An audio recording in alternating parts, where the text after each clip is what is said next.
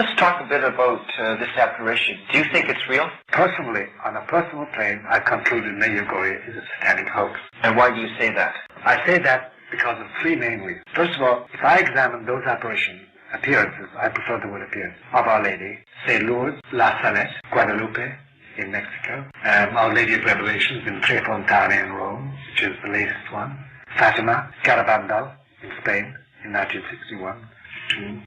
I find one note always there. The participants, as they call them, the seers, always submitted to the church. And when sometimes through years of silence, persecution, sometimes imprisonment, certainly badgering and interrogation, waiting for church approval, which finally came. Nayagori is totally different. Total revolt. No, we're talking to Our Lady every day. She says this. She told us to say this. We're going to say this. I have now apparition every second day of each month. Always it's feeling like first time.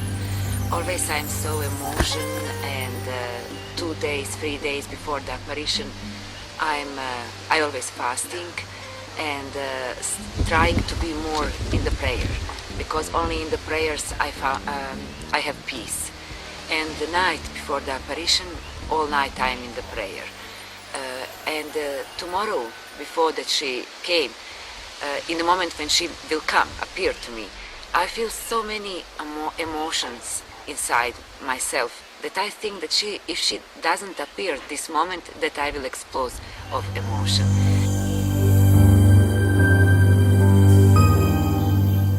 For now, only 3 of us visionaries, Ivanka, Yakov and myself, we have all 10 secrets. And I supposed to choose the priest whom I will tell the secret, and I choose the Father Peter Ljubicic. And I must to tell him 10 days before what will happen and when will happen. We will be together in the prayer 7 days and fasting. And 3 days before he will tell to everybody. He cannot choose if he will say or not to say, because he take this mission and he must do like a Blessed Mary and God will. The local bishop has been shunted aside by the Nayagori people, whereas not I think it's now 13 million people have come to Nayagori on pilgrimage. And there are confessions and rosaries and pilgrimages and processions every day over there. A huge amount of tourist money has gone into Yugoslavia. The Marxist authorities at that time were very, very enthusiastic about Nayagori because it increased tourism. But apart from that question of the material benefits, there's that one side. It was not submissive to the authority. You see, if the authority is even unjust, you have to submit to it if it has the authority. Christ said that. Upon which the chair of Moses and the scribes and Pharisees have sat. Don't do as they do, but do as they say. They have the authority. That's the first sign for me that Nayagori is not for me, certainly. I can't touch it.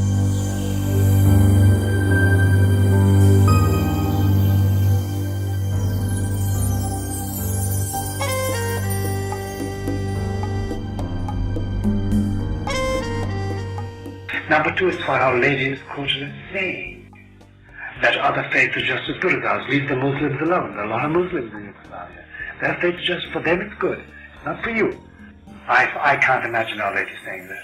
I just can't imagine Our Lady saying that. And there are a whole list of things like that, plus funny incidents. For instance, once during a documented incident, once during the supposed apparition when the children were talking to Our Lady, a French newsman with typically French influence, the children's eyes are always fixed on this invisible object, Our Lady. He pointed his finger to the eye of one of the children, and the children went back like that. Now, if the child was, if the seer was totally absorbed, how could it be like this? So the priest, Vanek, who gathered the child in his arms and went off into the second for a moment. He came back and said, well, the child actually thought the child Jesus was falling from the arms of Our Lady, and he was shocked. So it's obviously sham. Every week, the Virgin is said to appear to the young visionaries at a Friday service. Bélanger set up his camera and sat back to watch.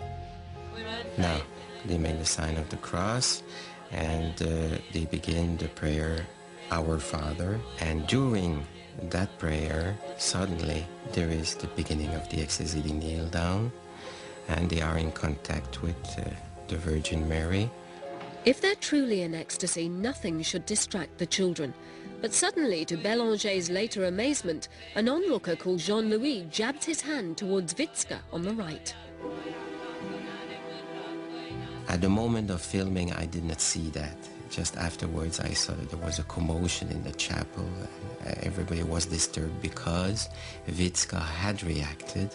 Jean-Louis made a threat gesture against the eyes of Vicka, towards the eyes of Vicka, and she reacted.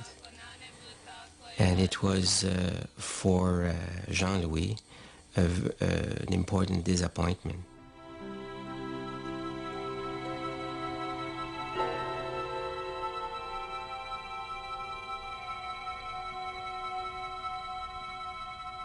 Still frames from Bélanger's video at the moment of the hand lunging at Vicka show her clearly recoiling from the jabbing fingers.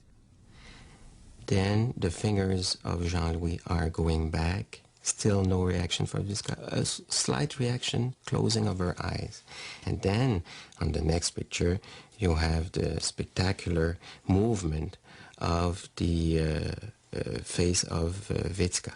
She is reacting, going back.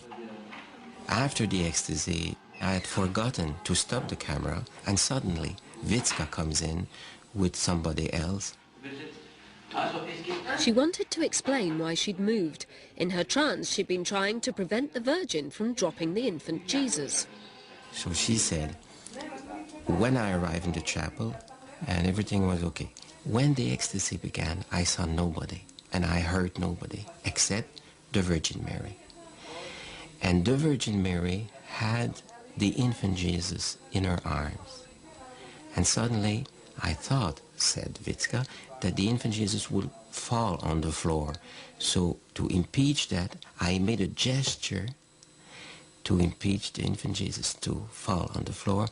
And she thought that it would explain the reaction that she had against the threat gesture made by Jean-Louis. Then there are other things connected with the fact that Our Lady used to appear in the fields, first of all, and then they got it transferred to the sacristy, or a little chapel, a little room opposite the sacristy in the parish church. And there are whole behaviorisms there. And then the subsequent history of Bannock and other people connected with it that do not smell of heaven.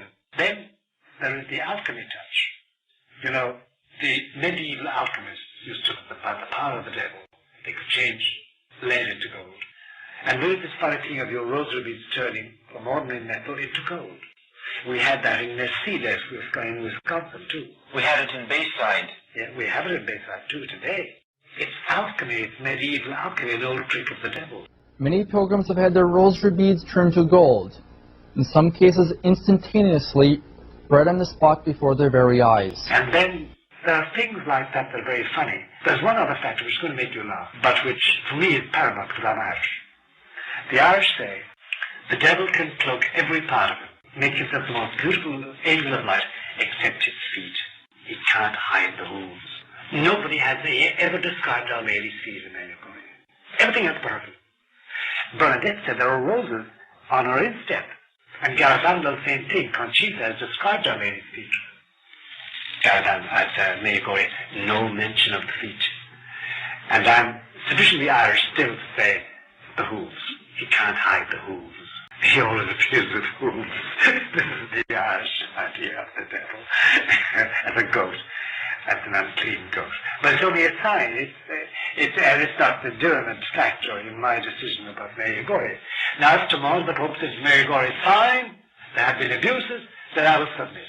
But, you know, unless Peter speaks, and has spoken for Garabandal, it has spoken for Lourdes, spoken for La Salette, spoken for Fatima, it has not spoken and refuses to speak, and is very critical of Mayagore, and therefore I, as a Catholic, cannot go along.